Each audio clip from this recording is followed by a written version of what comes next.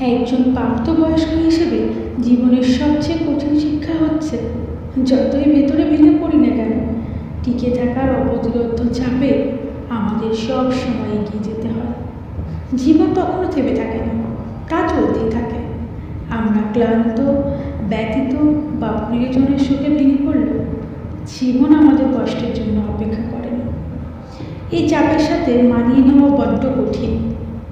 আমরা বড় হয়েছি এই বিশ্বাস নিয়ে যে সব কিছু একটি সুখী সমাপ্তি আছে, কিন্তু বাস্তবে জীবনে অনেক সময় আমাদের টিকে থাকতে হয় এমনভাবে যে যেন সব কিছু ঠিক আছে, যদিও আমরা ভেতর থেকে ভেঙে পড়ছি। কিন্তু এসবের মধ্যে দিয়েও আমরা নিজের মাঝে একটা অজানা শক্তির আবিষ্কার করি। যতই ভারী হোক না কেন, আমরা এগিয়ে যাই, কারণ আমাদের ভেতরে টিকে থাকার প্রবল ইচ্ছা এবং সাহস আছে। বাস্তব জীবনে এই কঠিন বাস্তবতায় আমাদের ভেতরের শক্তিকে জাগিয়ে তোলে এবং প্রতিদিন নতুনভাবে বেঁচে থাকার জন্য